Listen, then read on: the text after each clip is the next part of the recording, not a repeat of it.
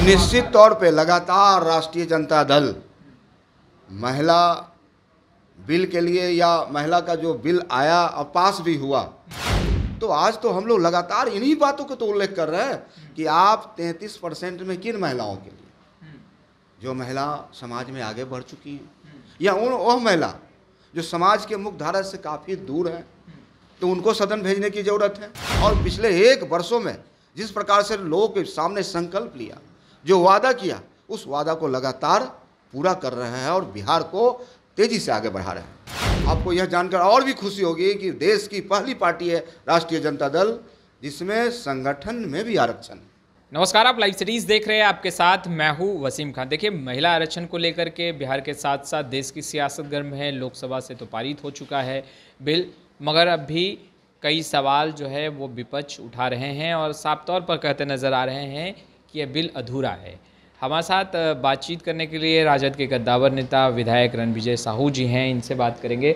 आप लोगों ने जिन सवालों को उठाया, चुनाव भी बहुत नज़दीक है और आप लोग महिलाओं को आरक्षण जो बिल लाया गया है उसको लेकर आप कह रहे हैं कि अधूरा है, मगर चुनाव में क्या आप लोग 33% महिलाओं को आरक्षण मतलब भागीदारी देंगे, सीटें देंगे, और क्या उसमें ओबीसी वर्ग से जो आने वाली महिलाएं हैं उसे आगे किया जाएगा राजद की तरफ से? क्योंकि आप लोग कह रहे हैं कि हितैषी है। राष्ट्रीय जनता दल हमेशा से महिलाओं की हितैषी है। आपको यह जानकर बड़ी गर्व होगा कि इसी बिहार में बिहार की मुख्यमंत्री माननीय लालू प्रसाद यादव जी ने श्रीमती राबड़ी देवी को बनाने का काम किया और कई ऐसे महिलाओं को सदन के अंदर भेजने का काम हुआ जो बिहार ने देश के लिए गर्व का विषय है।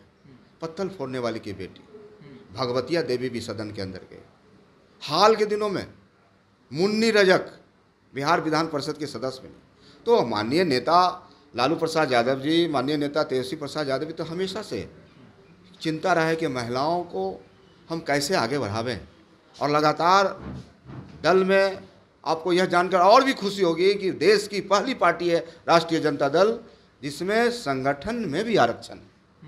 तो माननीय नेता तेजस्वी प्रसाद यादव जी ने कहा कि 33% आरक्षण तो कम है, आप 50% आरक्षण करो, कोटा करो महिलाओं के लिए, लेकिन ये भी निश्चित करो कि जो समाज के अंतिम पायदान के लोग हैं, अंतिम पायदान के जो महिलाएं हैं, जो मुख्य धारा से दूर हैं, वह सदन के अंदर कैसे जाएं जहां कानून बनता हो। तो आप लोग, अभी लोकसभा का भी चुनाव है, विधानसभा भी है, तो राजद कितने प्रतिशत SC ST OBC वर्ग से जो महिलाएं आती हैं उनको कितने प्रतिशत हिस्सेदारी देंगे? देखिए, पिछले चुनाव की बात करें आप, तो पिछले चुनाव में भी हमारे पार्टी राष्ट्रीय जनता दल ने 144 टिकट बांटने का काम किया।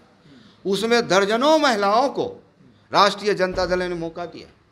आपको यह जानकर बड़ी खुशी होगी कि देश स्तर पर ख्याति प्राप्त मुखिया परिहार से, सीतामढ़ी से रितु जायसवाल जी को भी पार्टी ने प्रत्याशी बनाया। तो कई ऐसे महिलाएं हैं जिनको राष्ट्रीय जनता दल ने आगे बढ़ाने का काम हुआ है और लगातार टिकट देने का काम हुआ है। और आगे भी आज दल में जिस प्रकार से महिलाओं का रुझान राष्ट्रीय जनता दल के प्रति विश्वास बना है, इसीलिए विश्वास बना है कि माननीय तेजस्वी प्रसाद यादव जी ने कहा A to Z की बात की, यानी समाज के सभी वर्गों में एक मैसेज गया कि राष्ट्रीय जनता दल लगातार उन वर्गों को भी जोड़ रही है और महिलाओं को भी तेज़ी से आगे बढ़ा रही है, जिसके कारण भारी संख्या में बिहार में लगातार महिलाएं हमारे संगठन में, हमारे दल में आगे जुड़ रही हैं और काम कर रही हैं। और पार्टी लगातार आज महिला आयोग की बात कर रही है। आप देखिए, महिला आयोग बिहार में जो मनोनयन हुआ है माननीय मुख्यमंत्री जी के द्वारा राष्ट्रीय जनता दल से, कितने महिलाओं गई है, महिलाओं के सदस्य बनी है। बाल आयोग है, कई इतने आयोग हैं जिसमें महिलाओं को राष्ट्रीय जनता दल ने प्रमोट किया, आगे भेजने का काम किया है। तो हमें लगता है कि आने वाला भविष्य में भी महिलाओं को जो अधिकार है, जितना परसेंटेज कोटा है, उनको निश्चित रूप से दिया जाएगा। केंद्र सरकार ने महिला आरक्षण बिल लाया और आप लोगों ने कहा कि भाई इस बिल को पूरा किया जाए, ये अधूरा है, इसमें आरक्षण में भी जो पिछड़े, अति पिछड़े वर्ग से जो महिलाएं आती हैं उन्हें भी आरक्षण जो है वो मिले। तो आप लोगों ने एक कुछ तो मापदंड रखा होगा ना कि भाई जो पिछड़ा, अति पिछड़ा, ओबीसी वर्ग से जो महिलाएं आती हैं उनको कुछ तो मापदंड, एक मूल्यांकन तो आप लोगों की पार्टी कर रही होगी। तो कितने हिस्सेदारी होगी? देखिए, सवाल तो पूछा जा रहा है ना आप लोग। निश्चित तौर पे लगातार राष्ट्रीय जनता दल महिला बिल के लिए, या महिला का जो बिल आया और पास भी हुआ, तो आज तो हम लोग लगातार इन्हीं बातों को तो उल्लेख कर रहे हैं कि आप 33% में किन महिलाओं के लिए, जो महिला समाज में आगे बढ़ चुकी हैं, या वह महिला जो समाज के मुख्य धारा से काफ़ी दूर है, तो उनको सदन भेजने की ज़रूरत है। तो हमारा तो पार्टी का तो स्टैंड, पार्टी का तो विचारधारा वही विचारधारा है जो अंबेडकर साहब का विचारधारा रहा है, जो हमारे जयप्रकाश जी का विचारधारा रहा है, जो माननीय लालू प्रसाद यादव का विचारधारा है कि वंचित समाज को हम आगे बढ़ावें। यही हमारी पार्टी का आइडियोलॉजी है, यही मेरे पार्टी का विचारधारा है, और इसी लाइन पर मेरा पार्टी आगे बढ़ रही है। यानी इस बार लोकसभा और विधानसभा का जो चुनाव होगा उसमें आप लोग एक सर्टेन % जो है वो फिक्स करेंगे? निश्चित तौर पे लगातार राष्ट्रीय जनता दल महिलाओं के प्रति, चाहे हम संगठन की बात कर लें, चाहे हम विधानसभा की बात कर लें या लोकसभा की बात कर लें, हमेशा से पिछले लोकसभा में आप देखिए, नवादा हो या पाटलिपुत्रा लोकसभा हो, कई ऐसे सीट हैं जो पार्टी ने महिलाओं को लड़ाने का काम किया, पार्टी ने आगे बढ़ाने का काम किया।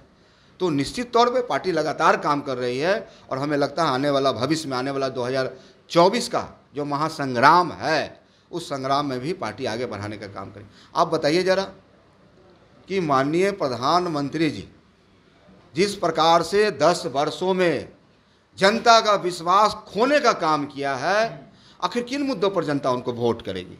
सिर्फ मोदी जी के नाम पर, या इस सत्ता में कैसे आए थे? अच्छे दिन के नाम पर आए थे, महंगाई के नाम पर आए थे, बेरोजगारी दूर करने के नाम पर आए थे, 2 करोड़ नौकरी लगाने की बात करके आए थे। इन्होंने कहा था 2 सांसद 2 गांव को लेने का काम करेंगे। इन्होंने कहा था 2022 तक पक्के मकान हम बना देंगे।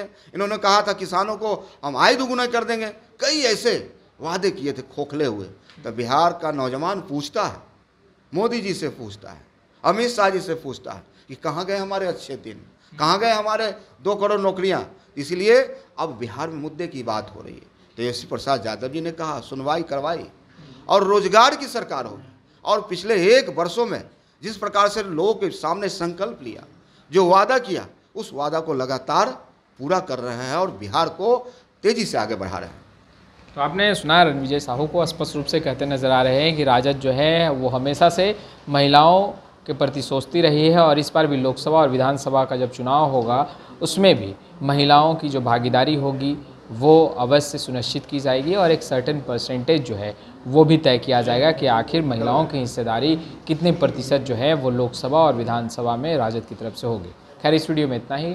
कैमरा पर्सन गुड्डू के साथ मैं वसीम पटना।